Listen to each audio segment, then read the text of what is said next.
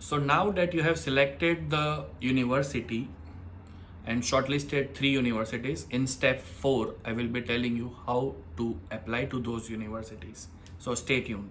So in order to apply to any universities that you have selected, there are 2 ways to apply into those universities. One is you do it yourself, which is the way I prefer, or you go via any consultant or agent. They generally don't charge fees because they get hefty commissions from the universities. But as a master's student, if you're coming here and you cannot fill a form, then God bless you. So application process to any university is more or less the same. There's no application fee. There's on the university website, pick your course, and there's a simple button called apply online. That's what the agents will also be doing. So the form is fairly simple, name and your personal details, basically your all educational details, work experience, and it is a very simple form. So I don't think you need an agent for that. So if you do it yourself, it's good. And agent will be just a hand-holding person in case you are stuck. So the application process, once you fill up the form, all the details and submit your documents, whatever they are asked, depending on the universities. But the most common documents that are required are SOP, so that is statement of purpose, which says why university, why this course, why this UK, which is my step 1, 2 and 3. So make sure if you have not seen those videos, start from the beginning and see the whole series. So in this step 4, when you are applying to the university, you will need these documents.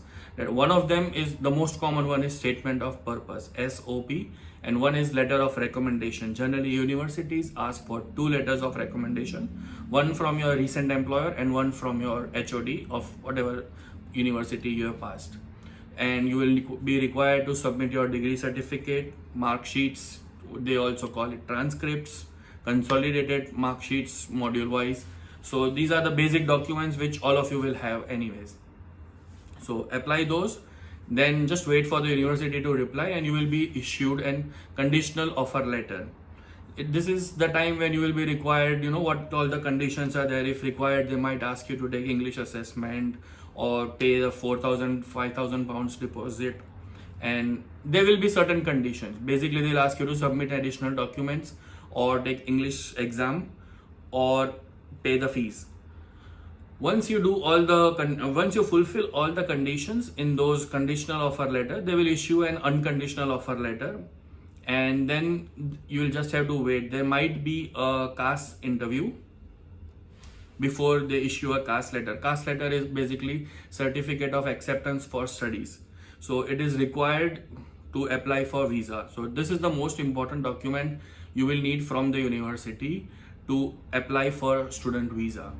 So once conditional offer letter, fulfill the conditions, unconditional offer letter, pay your deposit or pay full fees, you might get some discount. So it's good to check on the university website.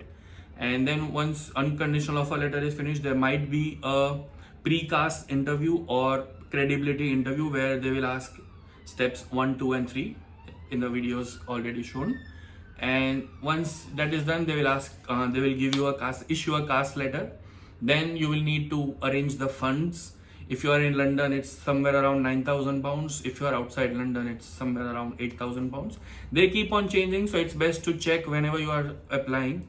Keep at least £1 million in your account for as savings. But I'll be talking about funds and requirements and all that in my next step. That is the 5th step, how to pay your fees.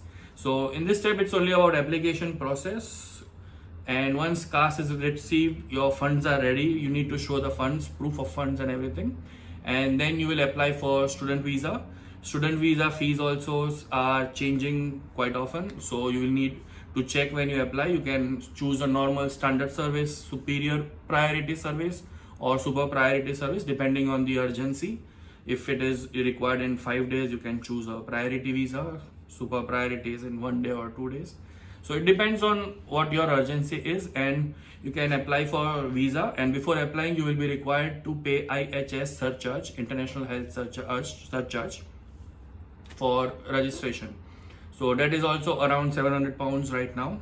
It is also again changing. So when you are applying, there will be a section you can put in the dates of your end date and start date, and you will find the as per your caste. If you put in the dates, they will calculate the surcharge, and that is also a requirement to pay, and you will be required to submit this document also along with your other documents when you are applying for visa.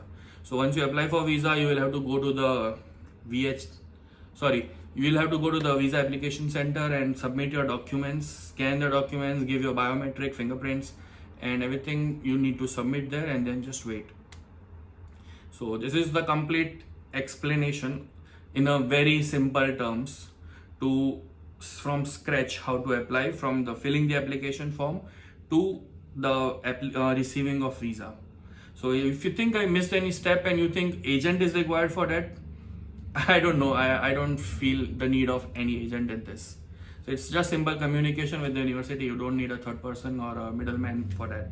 But anyways, I think I've explained clear, and if you think or if you still have any queries, feel free to comment below and I'll help you out with whatever queries you have.